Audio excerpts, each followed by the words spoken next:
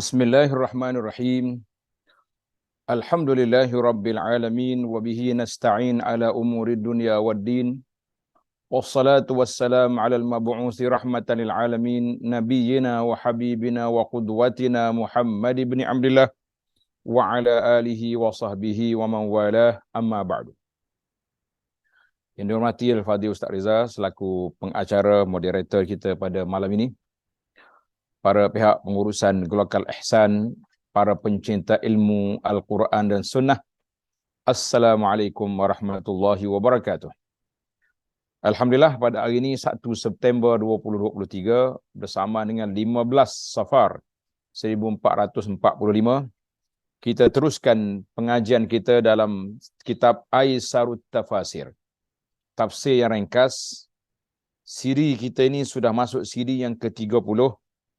InsyaAllah kita akan teruskan pengajian dalam surah Ali Imran ayat 133 hingga 136. 133 hingga 136.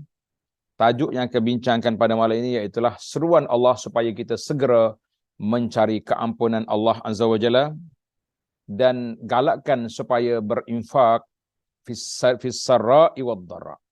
Ketika senang, ketika susah. Ketika terang, ketika nyata, ketika tersembunyi. Sedekahlah. Dan juga sifat orang yang menahan marah. Ini orang berani, orang betul-betul berani, orang yang boleh menahan kemarahannya ketika dia nak marah.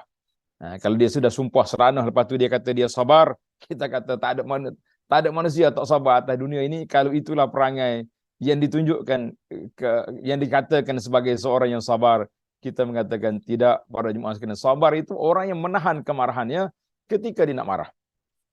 Jadi para jemaah sekalian yang ada tafsir Aisarut Tafasir, iaitulah seperti versi yang ada di gambar di belakang-belakang tu, itu muka surah 197. Bagi pelajar yang tak ada Aisar, bukalah mana-mana tafsir yang ada di tangan itu, silakan. Yang penting kita ada ayat yang kita akan baca dan kita akan huraikan setakat mana yang ada dalam kitab Aisarut Tafasir.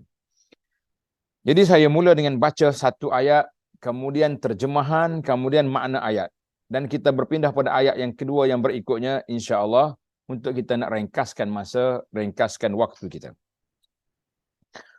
A'udzu billahi minasy syaithanir rajim. وسارعوا إلى مغفرة من ربكم وجنة عرضها السماوات والأرض أعدت للمتقين.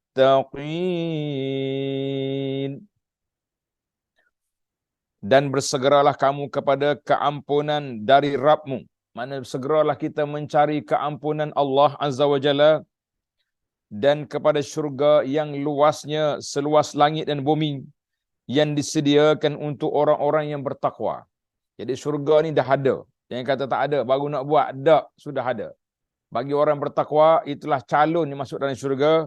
Karena itulah bila kita nak sebut tentang ayat ini, kita sentiasa berdoa kepada Allah Azza wa Jalla, Allahumma ja'alna minal muttaqin, Allahumma ja'alna min ahlil jannah. Ya Allah, jadikan kami ni orang bertakwa, jadikan kami ini orang yang layak ke syurgamu. Amin ya rabbal alamin. Jadi dalam syarhul kalimat, penjelasan kata, Allah kata wasari'u. Artinya segera melakukan sesuatu kebaikan tanpa keengganan dan penundaan waktu. Jadi bila kita tahu benda baik, jangan ditangguh-tangguh, teruskan buat. Kita tahu benda ni baik, benda ni diredai, disukai oleh Allah Azza wa Jalla, terus buat. Tak usah duduk tangguh, menangguh-nangguhkan, menunggu-nunggu. Kita kata la, tidak ada tunggu, tidak ada tangguh. Itu makna sari'u, segera. Ila maghfiratin, kepada keampunan Allah. Iaitu ditutupinya dosa-dosa dan tanpa ada hukuman seksaan kerananya. Yang dimaksudkan di sini adalah segera melakukan taubat. Segera melakukan taubat dengan meninggalkan dosa-dosa dan memperbanyakkan istighfar. Memperbanyakkan istighfar. Jadi bila kita ada dosa, kita rasa kita bersalah, terus je istighfar. Disebutkan dalam sebuah hadis Nabi sallallahu alaihi wasallam, "Ma min rajulin yuznibu zamban, thumma yatawaddau, thumma yusalli wa yastaghfirullah illa ghufira lah." Artinya sesiapa yang melakukan suatu dosa, mana dia bukan sengaja buat, tapi dia terjebak dengan dosa. Bila dia insaf, dia sedar aku bersalah, kemudian dia berwudu, lalu melakukan salat dan memohon keampunan kepada Allah Azza wa Jalla, nascaya Allah pasti akan diampunkan. Nascaya Allah pasti akan mengampuninya, ataupun pasti ia akan diampuni oleh Allah Azza wa Jalla. Hadzal hadis akhrajahu Tabarani an Ali an Abi Bakr As-Siddiq radhiyallahu anhuma. Jadi ini yang dikatakan solat sunat taubat. Solat sunat taubat. Tapi solat sunat taubat ni bukanlah satu acara. Ada setengah masjid ni anda perhati tengok dia punya jadual, setiap malam Jumaat solat sunat taubat. Kenapa? Setiap hari Khamis kita berdosa ke macam mana? Tak. Kita bertaubat ni bila kita ada dosa yang kita rasa dosa. Ini satu benda perbuatan yang munkar, yang maksiat. Adapun dosa-dosa yang kecil, alhamdulillah, Allah Ta'ala Maha Pemurah. Dengan kita ambil wudu, dengan kita melangkah ke masjid, dengan kita melakukan amalan-amalan yang rutin ini, alhamdulillah akan menghapuskan dosa-dosa kita, insya-Allah. Tapi kalau kita terjebak dengan perbuatan yang tidak baik, yang perlu pada taubat, maka segera taubat, ambil wudu, solat sunat taubat, kita berdoa pada Allah Subhanahu Wa Taala, minta ampun, istighfar banyak-banyak, insya-Allah ghufira lahu, diampunkan dosanya. Maka jadi Allah kata apa? Wa jannatin, syurga, iaitu negeri yang penuh kenikmatan. Ia berada di atas langit. Maksud perintah bersegera menuju syurga adalah dengan memperbanyakkan amal saleh. Kita nak pergi ke syurga tak boleh. Tapi kita tahu syurga sudah ada. Uiddat. Maknanya telah dipersiapkan, dihadirkan, disediakan. Memang syurga pada saat ini sudah ada dan sudah siapkan bagi para penghuninya, perhiasannya sudah ada. Sudah ada. Tunggu kita mati. Tunggu kiamat baru kita masuk dalam syurga. Mati tak lagi. Kita duduk di alam barzah. Kiamat esok barulah kita boleh masuk dalam syurga. Allahumma ja'alna minhum, Allahumma ja'alna minal muttaqin, waj'alna min ahlil jannah ya rabbal alamin ya arhamar rahimin. Al-muttaqin yakni orang-orang yang bertakwa adalah orang yang takut kepada Allah Azza wa Jalla, sehingga mereka tidak mendurhakainya dengan meninggalkan kewajipan atau melanggar perkara yang haram. Jika ternyata mereka melakukan dosa, maka mereka segera bertaubat dari dosa itu. Itu kelebihan mereka. Bila dia dosa, dia terus ditaubat. Dia tidak akan menangguhkan lagi perbuatan amalannya, terus taubat kepada Allah Azza wa Jalla. Itu yang dikatakan orang yang bertakwa. Mana bila kata kita orang bertakwa, kita ni bukan malaikat. Pasti ada je kesilapan-kesilapan, dosa-dosa yang kita buat. Tapi orang yang berdosa, dia tidak akan tangguh. Di situlah kata satu kaedah ulama, la saghirata ma'al istimrar wa la kabirata ma'al istighfar. Tidak ada dosa kecil itu terus jadi kecil kalau dia berterusan buat dosa itu. Tulis kaedah ni. Tidaklah sesuatu dosa kecil itu kekal di atas kekecilannya kalaulah ianya dilakukan secara berterusan tanpa insaf, tanpa dihentikan. Wala kabirata ma'al istighfar, dan tidak adalah dosa besar itu besar sentiasa kalau kita tersalah, terjebak dengannya, kita taubat, kita istighfar, kita insaf, kita meninggalkannya, insya-Allah Allah Taala akan bersihkan, putihkan balik kita punya laporan ataupun rekod yang ada pada kita itu biiznillahi azza wa jalla. Nah, itu ayat yang pertama.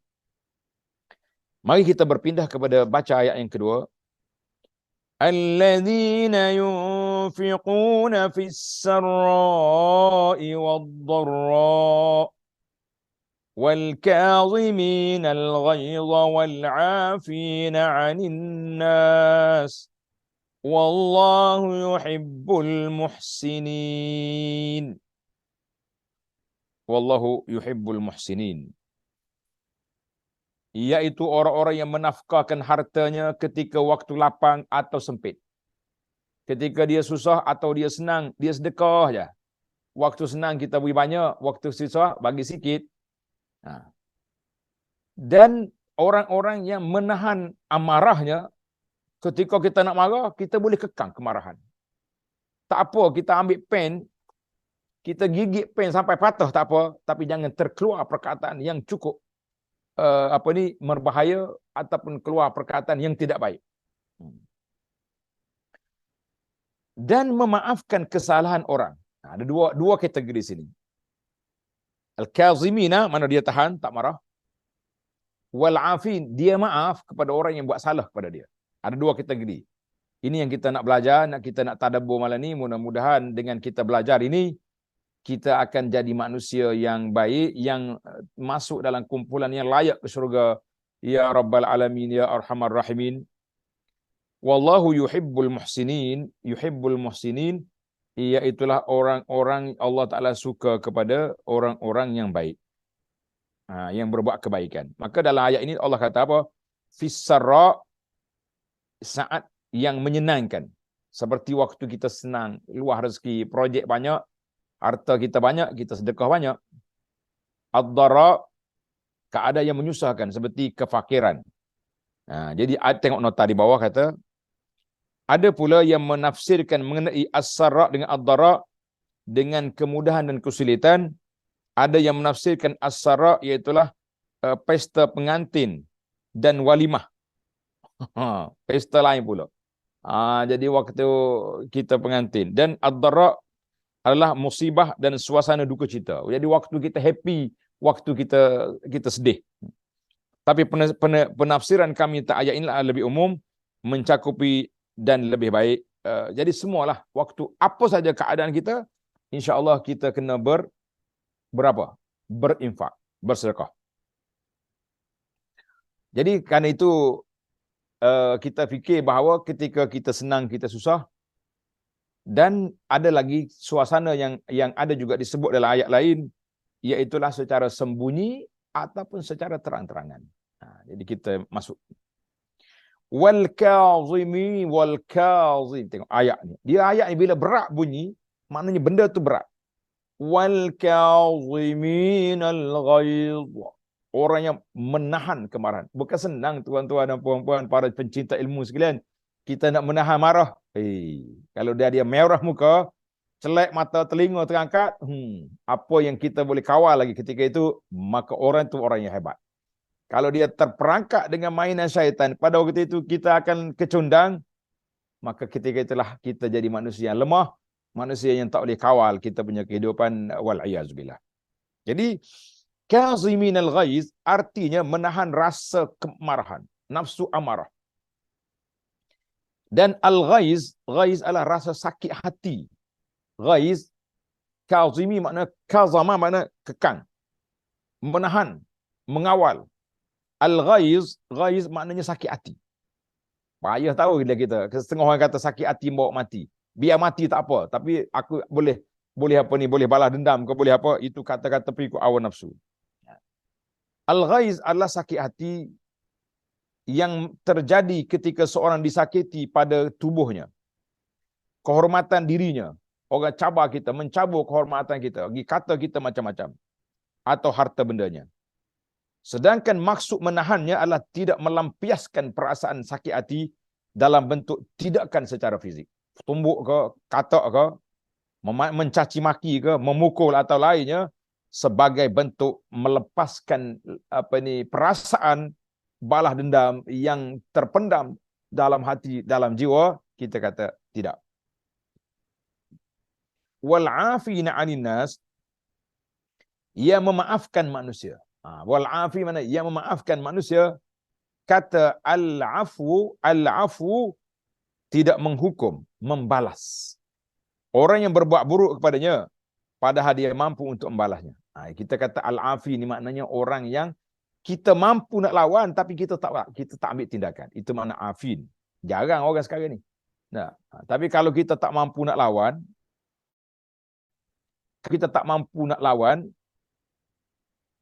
tapi kita kata kita maafkan. Itu mana orang sabar. Orang afi ni, dia boleh lawan tapi dia tak nak. Macam kita sekarang lah, tak? Kejap-kejap report polis. Kejap-kejap dakwa mahkamah. Kejap-kejap, tak ada ke sifat pemaaf kita ni? Asyik duk main report je. Jangan pula kita jadi masyarakat report masyarakat polisi. Tak, masyarakat asyik duk report je. Salah sikit report polis. Tak ada ke perbincangannya? Jadi tak tahulah kita nak kata apa, satu fenomena dalam masyarakat sekarang, salah sikit polis, report polis, salah sikit mahkamah, dakwa sana dakwa sini, kita kata kita sudah tidak ada keharmonian dalam suasana ini. Kalau yang repot-repot pun bukannya orang biasa-biasa, maka itulah yang jadi dalam masyarakat. Baik, al-muhsinin mencintai, yuhibbul muhsinin, mencintai orang yang baik. Al-muhsinin, orang yang berbuat baik, adalah mereka yang melakukan baik. Kita pergi kepada ayat yang seterusnya. Ayat yang ke-135, 135. وَالَّذِينَ إِذَا فَعَلُوا فَاحِشَةً أَوْ ظَلَمُوا أَنفُسَهُمْ ذكروا الله فاستغفروا لذنوبهم ومن يغفر الذنوب إلا الله ولم يصروا على ما فعلوا وهم يعلمون. Maksudnya, dan juga orang-orang yang apabila mengerjakan perbuatan keji, dia terjebak dengan perbuatan mungkar atau menganiaya diri sendiri, mereka ingat akan Allah, lalu memohon ampun terhadap dosa-dosa mereka. Dan siapa lagi yang dapat mengampuni dosa selain daripada Allah? Dan mereka tidak meneruskan perbuatan kejinya itu sedang mereka mengetahui. Dan dia tahu perbuatan keji, dia insaf, sesal, kembali kepada Allah Ta'ala, bersimpuh di hadapan Allah, minta ampun dengan Allah Azza wa Jalla. Maka ketika itu Allah Ta'ala akan maafkan mereka. Alhamdulillah. Jadi tengok dalam ayat kita ni, walladzina idza fa'alu fahishatan, tadi al-muhsinin tadi orang yang berbuat baik adalah mereka yang melakukan kebaikan dan tidak berbuat keburukan, baik pada ucapan ataupun perbuatan. Fahishah iaitulah perbuatan yang teramat buruk dan keji, seperti berzina, tipu orang, dosa itu. Yang penting melakukan dosa besar. Fahishah ni dosa-dosa besar yang berkait dengan kekejian tentang jiwa ataupun maruah diri. Itu dia panggil fahishah. Ataupun yang lain-lain itu dia panggil mungkar. Al-munkar wal fawahish. Jadi fawahish biasanya disebut tentang perkara perbuatan yang menyebabkan maruah diri, seperti zina, lewat, homoseks, lesbian. Yang itu perbuatan yang jijik dari sudut kemasyarakatan dalam masyarakat. Maka zalamu anfusahum, mereka menzalimi diri mereka sendiri dengan meninggalkan kewajipan atau melakukan yang diharamkan, sehingga mereka mengotori jiwa-jiwa mereka dengan perbuatan tersebut. Itulah arti menzalimi diri sendiri. Mana zalim diri sendiri ni, dia pergi buat apa? Pergi buat dosa, maknanya orang yang melakukan maksiat dan dosa, bermakna dia telah menzalimi diri sendiri. Artinya dia meletakkan dirinya untuk diazab oleh Allah Azza wa Jalla sekiranya dia tidak bertaubat, sekiranya dia tidak kembali kepada Allah Azza wa Jalla dengan taubatan nasuha. Walam yusirru, mereka tidak meneruskan perbuatan kejinya. Yani mereka cepat-cepat bertaubat. Mereka cepat-cepat bertaubat. Tengok ni. Tentang ayat ini, jemaah yang ada tafsir tengok nota kaki 205. Pada ayat ini Al-Imamul Qurtubi rahimahullah menyebutkan satu masalah. Iaitu jika ada seorang yang bermaksud kuat dalam hatinya untuk buat dosa. Orang ni niat dalam hati dia nak buat benda mungkar, benda maksiat, nak buat dosa. Maka ia akan dihukum seksa akibat perbuatan itu, walaupun dia belum sempat melakukannya disebabkan ada halangan pada dirinya. Hal itu ia sama dengan orang yang melakukannya. Dalil apa yang digunakan oleh Imam Al-Qurtubi pada ayat ini, iaitulah dalam surah Nun dalam surah Nun, wa ghadau ala hardin qadirin. Apa ni? Wa ghadau ala hardin qadirin. Maksudnya kisah mengenai para pemilik kebun yang sudah berniat untuk menuai buah-buahan mereka pada waktu malam dan tidak memberikan sedekah pada orang miskin. Jadi dia baru niat nak buat esok, tak buat lagi. Maka Allah binasakan tanaman mereka sebelum mereka sampai di kebun itu.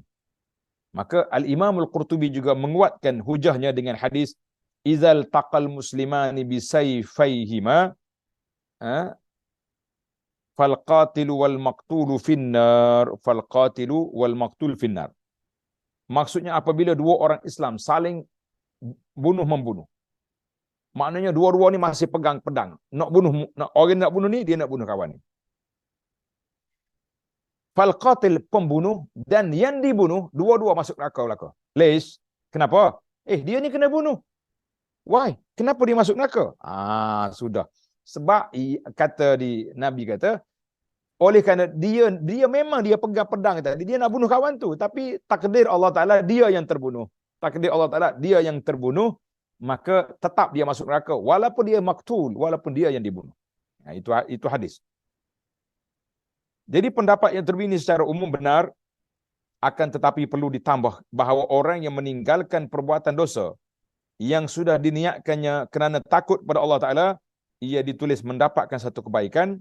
Sebagian dalam hadis lagi sallallahu alaihi wasallam Nabi kata man hamma bi sayyi'atin falam ya'malha kutibat lahu indallahi hasanah. Tengok ini isu niat lah. Siapa dia bercita-cita nak buat satu kejahatan tapi dia tak jadi buat. Tak jadi buat tu kenapa? Kita kena detailkan di sini. Dia tak jadi buat tu sebab dia takut pada Allah Taala, maka Allah Taala akan tukar dosa dia kepada hasanah, sepatut kebajikan dia beri. Tapi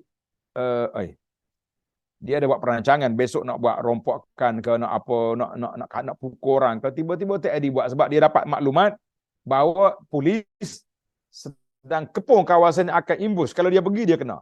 Dia tak buat sebab apa? Sebab dia tahu dia akan ditangkap bukan kerana Allah Taala, maka tetap dia berdosa. Itu perbezaan. Jadi para jemaah sekalian, jadi siapa yang buat benda yang tak baik, dia niat buat benda tak baik, ada juga. Tapi niat sungguhlah, tapi maka dia juga akan dikira berdosa. Baiklah. Ayat yang terakhir dalam perbincangan kita ni, ulaika jazaohum maghfiratum min rabbihim wa جنات تجري من تحتها الأنهار خالدين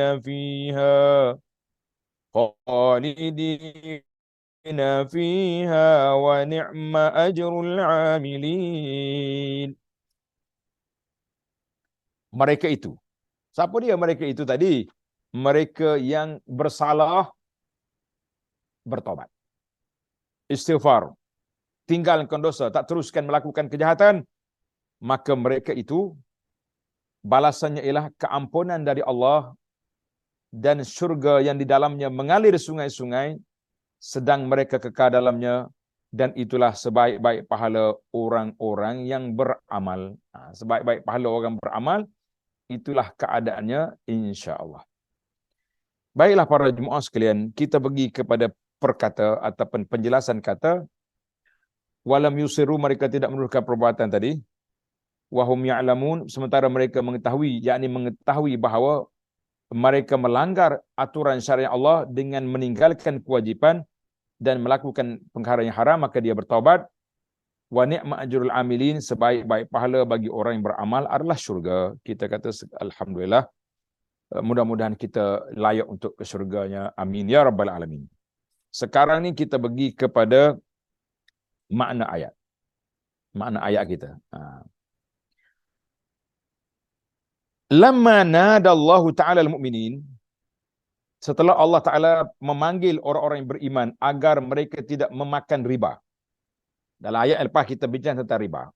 Allah suruh kita berhenti riba, taubatlah daripada riba, dan memerintahkan mereka agar bertakwa kepada Allah dan menjaga diri dari api neraka dengan meninggalkan perbuatan riba dan segala bentuk kemaksiatan yang akan mengundang siksaan Allah Azza wa Jalla, serta menyerukan kepada mereka agar mentaati Allah dan Rasulnya sallallahu alaihi wasallam, semoga mereka mendapat rahmat di dunia dan keselamatan di akhirat.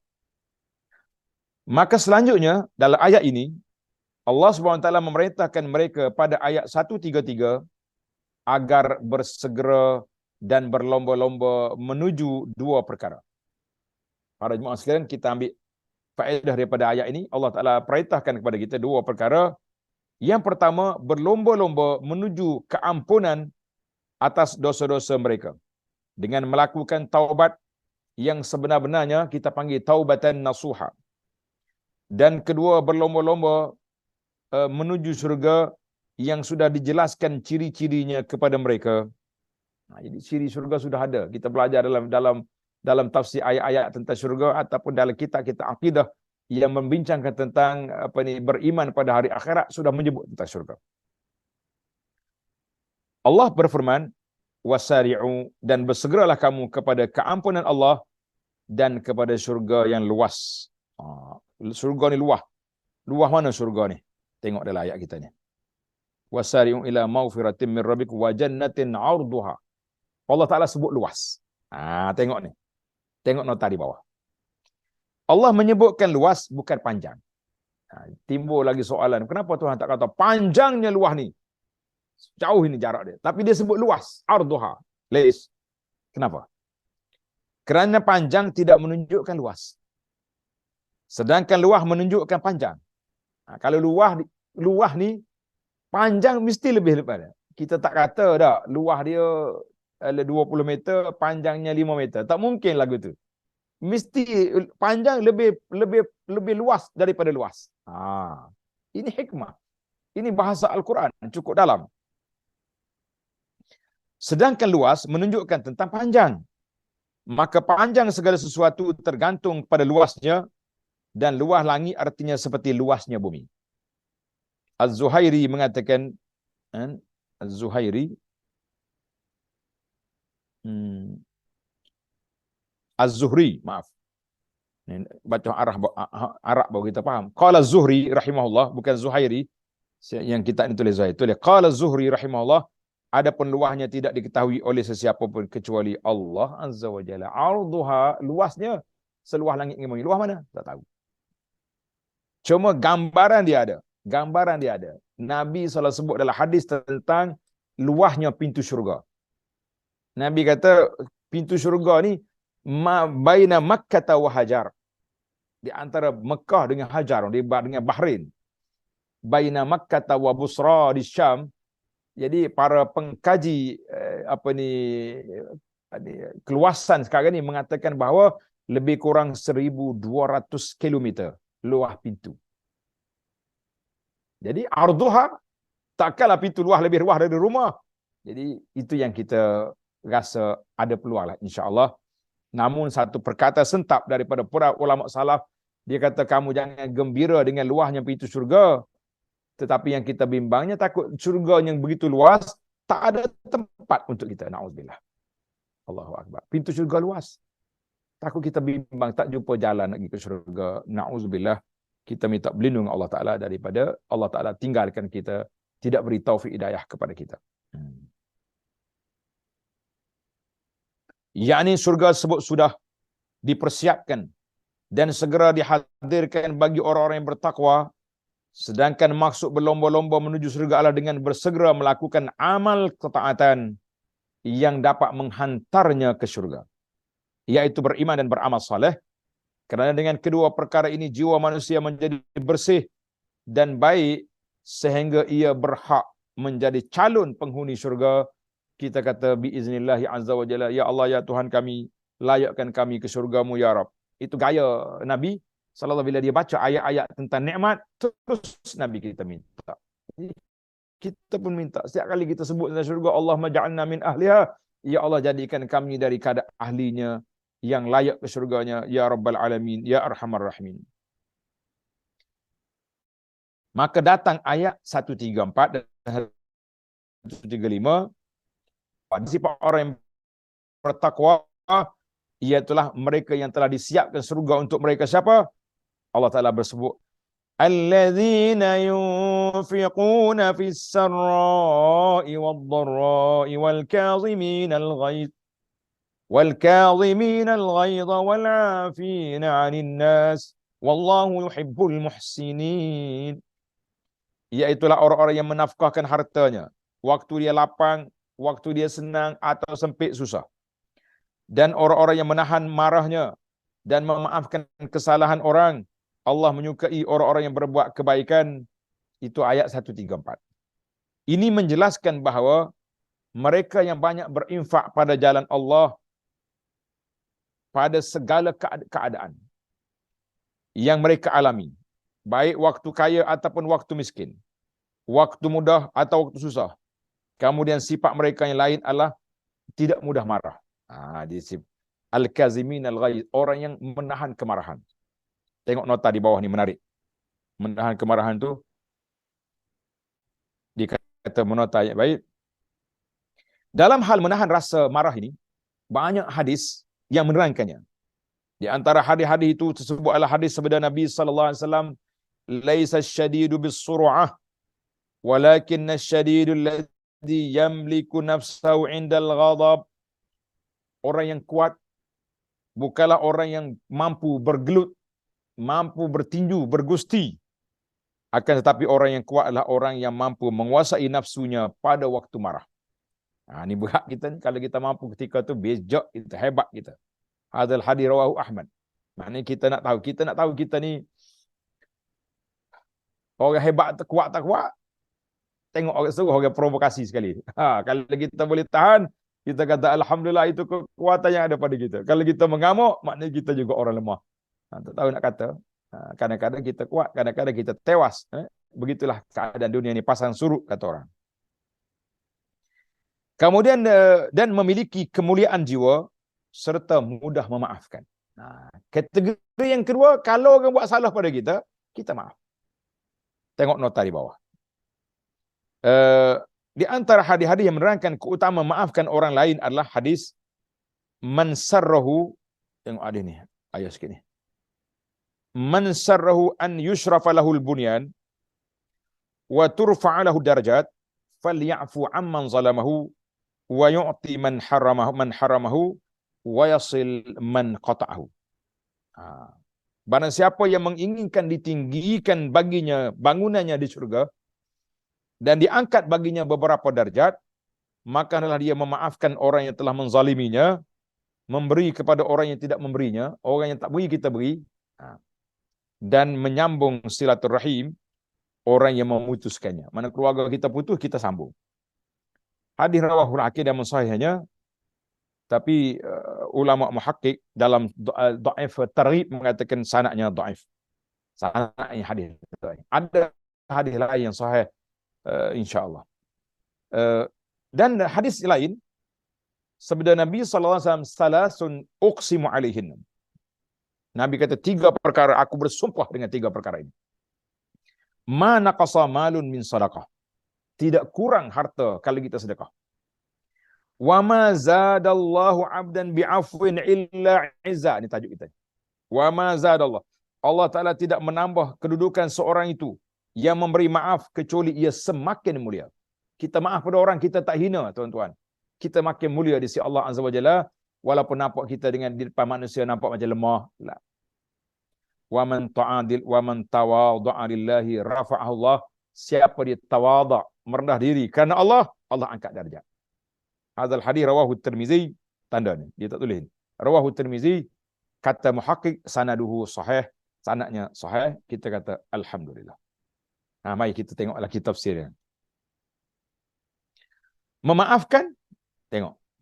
Satu, menahan marah. Yang kedua, kalau orang buat salah pada kita, maafkan. Yang ketiga, melupakan kesalahan orang lain tu. 3 kategori ni berbeza-beza. Maknanya kita tahan marah, tak marah. Kalau orang buat salah pada kita, kita maafkan. Walaupun kita boleh ambil tindakan kat atas mereka. Boleh je kita report polis. Boleh je kita saman. Tak mau saman. Kita tak mau negara masyarakat kita ni jadi masyarakat al-samaniyun, masyarakat kodok menyaman yang sana sini, daripada atas sampai ke bawah. Saman. Saman jangan tak, kita maafkan. Yang ketiga, dia panggil dan melupakan. Ini hak kita payah ni, melupakan kesalahan. Kita maaf, tapi dalam hati kita masih lagi sakit hati, masih lagi stres, masih lagi depression dengan orang ni sebab kita kita maafkan, makna kita lupa. Itu makna pasal itulah dia panggil sabrun jamil, sabar yang baik, afun jamil. Afun jamil ni kita maaf, kita lupa. Itu dia panggil afun jamil. Ada juga orang maaf tapi tak lupa. Aku maaflah kesalahan awak, tapi sorry lah, cakap tak boleh nak tentang muka lagi ni. Maknanya masih lagi ada dalam hati kita perasaannya, tapi kita maafkan. Jadi yang paling tinggi, tak marah, maaf, lupakan.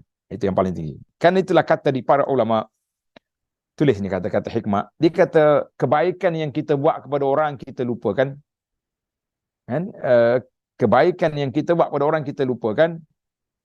Kesalahan kita dengan orang jangan dilupai. Ingat molek. Maknanya maaf. Kalau kebaikan kita buat ke orang kita tak lupa, kita asyik nak mengungkit ya. Tapi kebaikan orang kepada kita jangan kita lupa. Supaya kita syukur, terima kasih.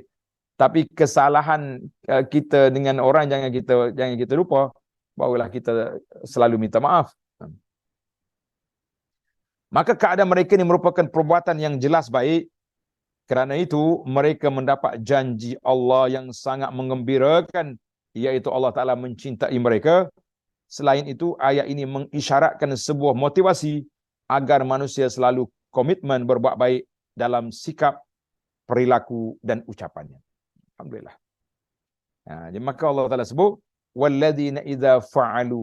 Itu satu sikap peribadi. Maaf, lupakan kemaafan, tahan marah. Satu lagi dosa kita dengan Allah Azza wa Jalla.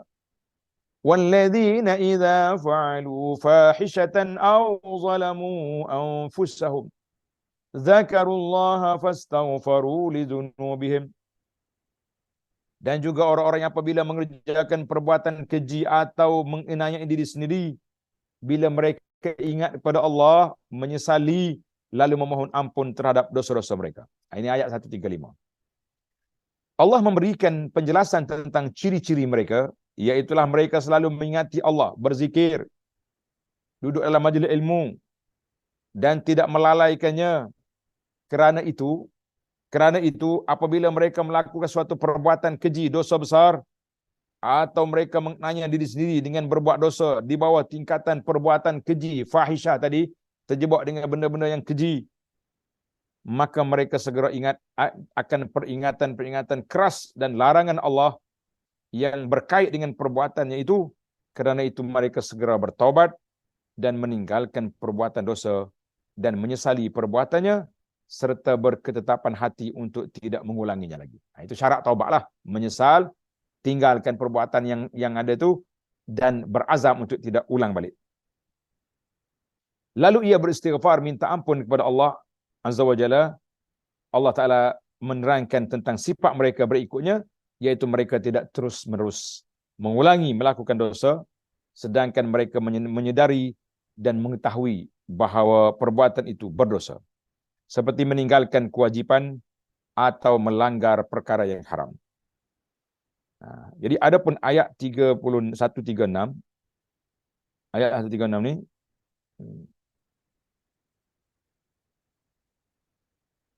ayat 136, ia berisi keterangan mengenai balasan pahala bagi orang yang bertakwa atas keimanan dan ketakwaan serta kelakuan mereka, jiwa mereka yang baik serta kesucian kalbunya. Balasan tersebut berupa keampunan Allah di atas dosa-dosa mereka dan syurga-syurga yang di bawahnya mengalir sungai-sungai, mereka akan hidup kekal dalamnya. Kemudian Allah yang Maha memberi penutup ayat ini dengan menerangkan ganjaran pahala yang besar dan abadi di dalam syurga itu dengan memujinya, wa ni'ma ajrul amilin, dan itulah sebaik-baik pahala bagi orang-orang yang beramal. Tengok ni. Ini ada nota kaki 209 tadi kita terlepas. Apa maksud meninggalkan perbuatan keji, menarik ni. Fi sahihaini, hadis yang diriwayat oleh Bukhari dan Muslim. Ini penting hadis ni. Qala Utsman, aku kata di Sayyidina Utsman radhiyallahu anhu pernah mengajarkan berwuduk kepada para muridnya seperti wuduk Rasulullah sallallahu alaihi wasallam. Kemudian dia berkata, dia ajar wuduk, lepas tu dia bercakap. Dia kata apa? Man tawadda'a nahwa wuduk. Siapa dia ambil wuduk seperti yang aku ambil wuduk ni. Summa shalla raka'ataini. Kemudian dia solat 2 rakaat dan tidak khayar dalam solat dia. Solat dia tu aman, damai, manis, khusyuk, molek-molek. Ghafarallahu ma taqaddama min zanbihi, ghufira lahu, diampunkan baginya dosanya yang awal, yang lepas-lepas. Jadi kita nak. Jadi siapa dia berdosa, kita ambil wudu elok-elok, kemudian kita solat, maka Allah Ta'ala ampunkan kesalahan kita dan dosa-dosa kita itu, kita kata Alhamdulillah. Baiklah para jemaah sekalian, kita pergi kepada kesimpulan, pelajaran yang dapat diambil min hidayatil ayat, kesimpulan yang dapat kita ambil daripada ayat yang mulia ini, yang pertama, wujubu ta'jilit taubah, wajib segera bertaubat dan tidak menangguh-nangguhkannya, kerana Allah Ta'ala berfirman, sari'u, segera. Sehingga itu kata di para ulama, ta'khirut taubah yahtaju ila taubah. Menangguhkan taubat itu perlu pada taubat lain pula. Sebab apa kamu tangguhkan taubat? Allahu Akbar. Menangguhkan taubat perlu pada taubat lain. Yang kedua, sa'atul jannah. Luasnya syurga. Luas mana syurga ni? Tengok dalam hadis. Diriwayatkan bahawa Nabi SAW pernah ditanya oleh seorang badui. Dia kata, ya Rasulullah, kalau syurga seluas langit dengan bumi, neraka duduk mana? Soalan provokasi ni. Kalau syurga luas langit dengan bumi, neraka duduk kat mana? Fa'ajaba qailan, Nabi kata, subhanallah, ainal lailu idza ja'a an-nahar. Malam pergi ke mana bila siang datang? Qala haitsu sya'allah. Jadi Allah Taala yang tahu nak pergi mana. Qala wa kadzalika an-nar takunu haitsu sya'allah. Jadi begitulah keadaannya. Macam mana? Allah kata luas langit dengan bumi. Macam mana syurga? Neraka duduk mana? Itu kerja Allah Taala atau sudut yang kita cari sekarang ini. Macam mana kita nak sampai ke syurga? Macam mana kita nak selamat daripada neraka? Rawahul Bazzar marfu'an wa ma dalla alaihi alkitab was sunnah, mengikut dalam kajian dalam Quran dengan hadis, annal jannata fawqas sama'is sab'ah. Syurga duduk di atas langit yang ketujuh, di atasnya arsyur rahman, neraka duduk di bawah ni bumi ni. Itu yang ada dalam kitab-kitab tauhid, kitab akidah kita, wallahu alam. Baik. Penjelasan yang kedua tadi, penjelasan tentang luasnya syurga, dan syurga itu sudah ada pada saat ini kerana Allah Ta'ala menyebut u'iddat, telah disediakan. Macam kita kata, jemput datang, saya dah sediakan makanan. Maknanya kita dah ada, benda tu dah ada. Yang ketiga, orang-orang yang bertakwa adalah para penghuni syurga, dan mereka lah orang yang berhak mewarisi syurga itu. Allahumma ja'alna minal muttaqin. Yang keempat, keutamaan kepada orang yang selalu berinfak pada jalan Allah, meskipun hanya sedikit. Kita kata orang ahli motivasi kata, sedekahlah sehingga kamu jadi kaya, jangan tunggu kaya baru nak sedekah. Ada banyak, ada sikit. Jangan tak ada. Sikit pun tak apa, bui. Allahu Akbar, Abu Anas. Saya ni kata orang, tulai keringnya ada. Langsung tak ada duit nak sedekah. Tuan ada tenaga, ada kudrat. Sedekahlah dengan kudrat kita. Orang masjid nak buat jamuan, kita tak ada duit nak share, nak beli beras, nak beli gula, tak ada duit. Tapi kita ada tenaga untuk kita duduk bersama mereka. Duduk orang panggil potong daging, potong sayur, tolong hidang, semua tu pahala belaka, jangan duduk bimbang. Jadi kita tak boleh, bukan syarat sedekah ni dengan duit belaka. Ada sedekah dengan kata-kata, ada sedekah dengan senyuman, ada sedekah dengan pertolongan. Banyak lorong-lorong sedekah yang kita ada. Yang kelima, keutamaan sifat menahan rasa ingin marah dan tidak melepaskannya demi untuk balas dendam kepada orang lain, sangat besar kedudukannya. Yang keenam, keutamaan beri maaf kepada semua orang secara umum, baik kepada orang beriman ataupun orang kafir, yang baik ataupun orang yang jahat, kita maafkanlah. Itu mana maaf, mana kita mampu nak lawan tapi kita tak ambil tindakan. Itu dipanggil maaf. Al-afina an-nas. Yang ketujuh, keutamaan beristighfar, memohon keampunan kepada Allah Azza wa Jalla daripada dosa dan tidak merus melakukan dosa. Manakala kita bersalah, tersalah, terjebak dengan benda mungkar dan maksiat, taubatlah kepada Allah Azza wa Jalla, jangan menangguh-nangguhkannya, jangan.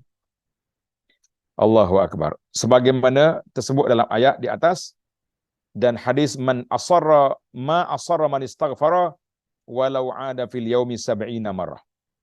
Tidaklah termasuk terus-menerus berbuat dosa bagi orang yang beristighfar, meminta keampunan Allah Azza wa Jalla sekalipun dia mengulangi dosa 70 kali sehari. Jadi hadis ini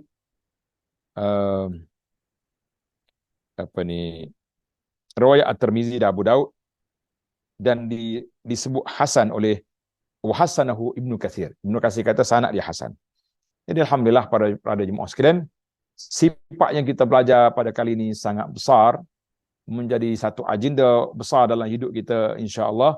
Mudah-mudahan Allah Taala layakkan kita ke syurganya dengan kita bersifat dengan sifat-sifat yang kita belajar biiznillahi azza wa jalla. Jadi sekian dululah masa kita sudah tamat. Jadi ana akhiri kuliah kita ni dengan subhanakallahumma wa bihamdika asyhadu an la ilaha illa anta astaghfiruka wa atubu ilaik wa sallallahu ala nabiyyina Muhammad wa ala alihi wa sahbihi ajma'in walhamdulillahi rabbil alamin. Wassalamualaikum warahmatullahi wabarakatuh. Waalaikumsalam warahmatullahi wabarakatuh. Terima kasih, jazakallahu khaira kepada Datuk Dr. Abdul Basit. Mudah-mudahan perkongsian daripada pihak beliau itu memberikan manfaat di dalam kehidupan kita. Baik, Datuk, kita di sini di dalam ruang chat ada 3 soalan. Ya. Kalau saya bacakan soalan yang pertama, tentang bersegera melakukan amal soleh. Contoh, bila kita berniat untuk sedekah tetapi menunggu waktu tertentu seperti hari Jumaat. Ini biasa kita lihat iklan-iklan sedekah Jumaat. Kadang ada juga sedekah subuh dan sebagainya. Adakah ini dianggap tidak mengikut seruan untuk bersegera dalam kebaikan? Okey, Datuk. Satu. Jadi alhamdulillah sedekah pada tarikh yang ditetapkan tidak menjadi satu kesalahan sekiranya keperluan itu tidak mendesak. Contohnya orang lapar hari ni, oleh kerana hari ni hari Khamis, kita punya program sedekah Jumaat. Tak apalah awak sabar hari ni, besok saya sedekah. Tak. Sebab orang tu nak makan sekarang, awak tunggu besok, kenapa? Itu tidak dibenarkan. Tapi kalau menjadi agenda tetap kita akan sedekah pada bulan Ramadan, kita akan sedekah pada bulan haji, awal ambil hari-hari yang mempunyai kelebihan tertentu, kita kata tidak menjadi kesalahan sekiranya negara ataupun masyarakat tidak dalam keadaan terdesak. Mana kalau dia terdesak, kita tangguh dosa kita. Itu yang dikatakan tidak bersegera. Cuma kita kena tengoklah segera tu, maknanya tengok kepada keadaan dan suasana keperluan dalam bab sedekah ni. Jadi orang ni tak ada makan, kita duk tunggu lagi. Nanti bulan Ramadan saya bagi sedekah. Sedekah apa bulan Ramadan, kahwin nak beli ubat sekarang? Wila ni nah. Sehingga akan dikatakan oleh para ulama fiqh kita harus mempercepatkan keluar zakat walaupun belum cukup dia punya haul kerana keperluan. Contohnya kita zakat kita bulan Ramadan. Mari bulan Rajab ada orang asnah yang kita duk bagi pertolongan ni perlu sangat-sangat kepada ubat kerana dia sakit, mak dia sakit. Maka kita kata nanti bulan Ramadan lah aku bagi zakat. Lah, dia nak makan sekarang. Dia nak beli ubat lah ni. Jadi boleh kita segerakan zakat kita tu walaupun belum cukup haul. Tapi nisab dah cukup lah kan. Sebab tuan-tuan ni banyak duit, banyak duit punya. Duit tak habis nak makan kata orang. Wallahu a'lam. Okay. Jadi sedekah Jumaat ni ada ke cerita Datuk? Pasal kita punya macam community ni dia agak dia begini Ustaz Reza, anda tengok fenomena. Seorang selebriti buat sedekah Jumaat, habis pakai ikut belaka. Sedekah Jumaat, sedekah subuh, sedekah asar, sedekah subuh ramai. Sedekah asar tak ada pula orang duduk popular kan. Kita gelorkan ni, kita kena buat sedekah 2 kali. Sedekah subuh, sedekah asar, baru dapat 2 kali dia punya tabur. Nah, sedekah Jumaat, sedekah apa lagi yang kita cari. Jadi kita kata sebenarnya boleh jadilah, sebab masyarakat kita ni nak ambil hari-hari yang ada kebesaran. Tapi bagi kitanya, kita ikut keperluan. Mungkin ada setengah orang dia kata, kalau aku tak buat macam ni, dia terlupa. Dia lupa nak sedekah. Jadi ini jadi satu fenomena bagi dia. Hari Jumaat mesti sedekah. Jadi wallahu alam, kalau kata setakat itu boleh. Tapi kalau kita kata hari Jumaat ni ada kelebihan khas, sedekah berganda-ganda, tidak ada riwayat menyebutkan sedemikian. Wallahu alam. Alright, jelas. Alhamdulillah. Alright, yang kedua, maksud ayat Allah tentang orang-orang yang beristighfar pada waktu sahur. Adakah termasuk apabila kita berdoa minta ampun dalam solat malam, atau hanya merujuk kepada munajat memohon keampunan di luar solat di waktu sahur? Tak, semua. Asalkan kita bangun nak tahajud tu, kita mula dengan doa bangun tidur, kita mula dengan doa selepas wuduk, kita doa, semua tu masuk dalam istighfar. Dalam solat lagilah besar pahala. Dan aqrabu ma yakunul abdu min rabbihi wa huwa sajid. Tempat yang paling hampir hamba dengan Allah Taala ketika dia sujud. Maknanya kalau kita doa dalam sujud, istighfar dalam sujud pun lagilah boleh. Jadi Nabi kita sebut subhanakallahumma lika Allahumma fili. Kan ada dalam rukuk dalam sujud. Jadi sudah ada di situ istighfar. Yang tak boleh dalam rukuk dalam sujud ni baca Quran ya. Tapi ayat Quran yang berbentuk doa tidak ada kesalahan. Jadi kita pelbagaikan. Dalam solat kita doa, luar solat kita doa. Mungkin dalam solat ada perkataan yang kita tak reti nak kata bahasa Arab. Jadi kita buat luar solat. Supaya tidak was-was. Aku ni solat, aku ni sah, aku tak sah ni. Duk main baca Melayu sini ni. Wallahu a'lam. Alright, alhamdulillah. Yang ketiga, bolehkah orang yang mendapat pendapatan yang banyak, dia terus menginfak secara beransur-ansur hinggalah dia cukup haul? Harta tersebut sudah habis dan tidak dapat dizakatkan. Adakah sepatutnya dia asingkan dulu untuk zakat walaupun belum sampai haul sebelum mula berinfak? Itu. Faham maksudnya tu? Tak, kita masalahnya kalau zakat tu macam sekarang lah. Zakat pendapatan tu tak cukup haul lagi tu. Tapi pihak kerajaan telah menggunakan pendekatan itu sebab orang ni confirm cukup haul, kecuali dia mati tengah jalan. Macam Ustaz Reza kita kata gaji dia 20,000 sebulan.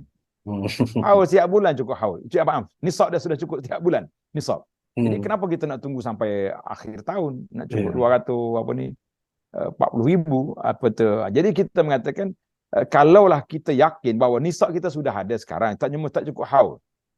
Dan kita masyarakat perlu. Jadi kita bagi terus. Kalau tidak, tunggulah sampai haul.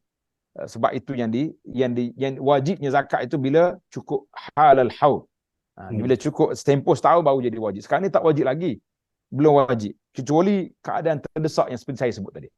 Keadaan terdesak maknanya orang nak guna duit tu. Kalau dia tak beri, mungkin dia menyebabkan kematian dia. Tak ada ubat dia. Orang lain tak tolong. Maka ketika itu boleh kita percepatkan zakat. Jadi kalau tidak, tunggulah sehingga cukup haul, barulah kita beri. Dan para jemaah sekalian, janganlah tunggu zakat je nak sedekah. Itu zakat tu. Kalau awak tak keluar, berdosa kita. Tapi yang menunjukkan kepada keyakinan kita kepada Allah Azza wa Jalla, sebagaimana kata Nabi SAW, was-sadaqatu burhan, sedekah itu tanda orang yang mempunyai tanda orang yang kuat keimanan dia. Sedekah sunat. Zakat itu wajib. Awak tak keluar zakat, awak berdosa. Yang kita nak menunjukkan kekuatan keimanan kita ni sedekah yang sunat. Contohnya kita kata hari ni, berapa projek sekarang ni Local Essence sudah menunggu-nunggu infak daripada tuan-tuan. Jadi jangan duk tunggu. Nak buat masjid contohnya di Petani. Nak buat rumah anak yatim, bantu anak yatim di mana tadi? Di Vietnam. Cambodia. Di Kemboja. Nak buat masjid. Jadi kita jangan tunggu zakat. Kita sekarang ni kalau bangunan-bangunan itu dia panggil wakaf. Bangunan-bangunan itu wakaf. Wakaf kita tak guna duit zakat. Kita guna duit kita yang lain. Zakat tu hak pakai miskin yang memang kita tak boleh guna. Kalau kita tak keluar pun memang kena keluar benda tu. Jadi kita nak situ. Jadi alhamdulillah. Tak boleh lah Datuk kalau nak buat wakaf tapi dia pakai duit zakat, tak boleh lah Datuk kan. Dia kalau dalam negara macam kita gini yang sudah cukup keuangannya, kita kata tidak bolehlah penggunaan itu. Tapi cuma sebagaimana Ustaz Reza ada bincang hari itu tentang negara-negara yang minoriti yang tak ada langsung sumber dia. Negara kafir. Ada orang Islam yang sangat sedikit. Jadi baca apa yang kita boleh bantu mereka. Jadi ketika itu maknanya bolehlah digunakan. Pusat zakat pun tak ada tempat dia. Tapi tempat kita ni alhamdulillah pusat-pusat zakat setiap negeri ratusan juta ada duit. Ratusan juta ada. Ada yang dia buat, ada yang dia buat keperluan asas, ada yang dia buat macam-macam. Kita mengatakan ketika itu kita bolehlah fikir di mana ke tempat yang sangat apa ni mustahak, sangat penting. Dan alhamdulillah saya bersyukur kepada Allah Subhanahu Wa Taala di negara kita ini, bagi orang Islam negara Malaysia, kalau kita bayar zakat kepada pusat zakat, kita boleh rebate, boleh resit 100%, dan kita boleh ambil balik 25% atau 50% untuk kita salurkan kepada tempat-tempat yang kita memang kenal pasti. Dia panggil wa'ad, yang kita kenal pasti mesti buat di sini. Jadi kita cari tempat-tempat ini. Jadi yang pejabat agama, yang pusat zakat, dia dah ambil separuh lagi kita turun padang, kita pergi ke tempat-tempat di kampung kita sendiri ke, kita kenal pasti orang kampung kita yang sangat perlu, kenapa kita tak nak bekerja? Jadi kita kata ini peranan besar kita dalam menguruskan harta kita. Biarlah kita nampak depan mata kita, harta kita, zakat kita turun kepada asnaf depan mata kita. Alhamdulillah. Alhamdulillah. Okey, yang terakhir tu. Soalan insyaAllah simple. Kita semua sibuk dalam kehidupan masing-masing dengan keluarga dan kerjaya. Bagaimana kita nak ketahui bahawa rezeki yang kita peroleh itu dia berkat? Tanda-tanda lah gitu. Alhamdulillah. Tanda-tanda rezeki Allah Ta'ala bagi berkat ni yang pertama, bila Allah Ta'ala buka hati kita tu, infak sangat mudah. Kita tak rasa sayang nak dakap harta ni sampai masuk dalam kain kafan. Itu maknanya, itu orang panggil rezeki tidak menjadi milik kita. Sekarang ni kempen kita, Ustaz Razak kena buat kempen, hartaku milikku. Kita kena menjadi hartaku milikku. Nabi kata 3 saja harta yang kita milik. Bukan nama kita di harta tanah, sana geran sini, itu bukan harta kita. Itu nama kita. Harta kita milik kita ni, Nabi kata ma'akala fa'afna, apa yang kamu dah makan dah hancur jadi baja. Wa ma labisa fa'abla, apa yang kamu pakai dah rusuh. Wa ma anfaqta, apa yang kamu nafkah, yang kita buat projek-projek kebajikan, dakwah, bantu orang. Ini semua harta kita menjadi milik kita. Sekarang ni Gelokar kena buat satu projek harta memiliki apa ni nak jadi harta tu hartaku milikku tu. Hartaku milikku. Bagi sumbangan. Hartaku milikku. Masuk situ. Jadi macam mana harta? Sekarang ni harta tuan-tuan dan puan-puan yang juta-juta ada dalam bank. Belum tentu milik kita. Kita mati je hari ni, esok jadi hak waris. Jadi hak waris. Kalau waris tu baik, alhamdulillah dia wakafkan. Kalau dia terlupa, senarai penuh dah dalam senarai dia. Aku mati, tukar kereta, tukar rumah, tukar tu, tukar ni. Akhir kali 5 juta yang dia dapat, entah ke mana pergi. Yang kita dapatnya, suruh orang baca Quran 2 kali. Kemudian bagi kain batik waktu hari mati. Nah, bagi pinggan 5 biji untuk orang baca talqin. Itu je yang dapat kita. Yang lain-lain itu hilang habis. Apa yang kita nak dapat? Hartaku milikku. Cantik kita punya motto. InsyaAllah, mudah-mudahan ada keberkatannya. Ada satu soalan naik, Datuk. Ada satu lagi soalan naik. Adakah dalil sahih bagi menyatakan bahawa jika kita tidak memaafkan akan menyebabkan lewat perhitungan hisab kita di mahsyar? Maksudnya kalau kita tak maafkan orang, ada tak kita dihukum? Sebab itulah kita jadi pelik bila ada orang bercakap, tak apalah, tak selesai dunia, kita selesai di akhirat. Tak, tuan. Di akhirat bukan masa, bukan nak macam pergi mahkamah. Orang yang baik setelah selesai melintasi sirat, ada satu lagi stesen, nama dia Qantarah. Qantarah ni pusat pembersihan. Kata orang servis yang terakhir. Pemutihan yang terakhir. Maknanya kalau kita masih, contohnya, kita ni semua dua-dua ni ahli syurga. InsyaAllah. Tapi kita ada kes 2 orang ni, tak selesai. Tak bermaaf-maafan. Pada ketika itu, kita kena tunggu di Qantarah. Orang lain pergi lama dah masuk dalam syurga. Kita tunggu di sini. Selagi tak selesai masalah, kita tak boleh masuk dalam syurga. Orang yang masuk dalam syurga ni semua yang dah clear. Dia punya hatinya, perbicaraannya, pembalasannya, semua sudah clear. Barulah dia masuk dalam syurga. Jadi kenapa kita nak menangguhkan, menyusahkan diri di akhirat, sedangkan kita boleh settle di dunia. Jangan sekali-kali kita kerah kepala, tak apalah. Kita jumpa je depan Allah Ta'ala. Senang awak cakap, jumpa dengan Allah. Kau ingat senang. Kecuali orang tu zalim dengan kita. Dia tak mau taubat. Dia tak mau bantu kita. dia kerah kepala juga. Bolehlah kita nak kata macam tu. Apa boleh buat? Aku nak bermaaf, kau tak nak. Jumpalah dengan Allah. Tapi kita, resikonya bukan dia seorang yang lambat masuk syurga. Kita pun lambat juga. Sebab menunggu perbicaraan, dia panggil di qantarah. Qantarah ni sesi yang terakhir, pusat pembersihan sebelum orang itu diluluskan untuk ke syurga. Ya Rabbal Alamin.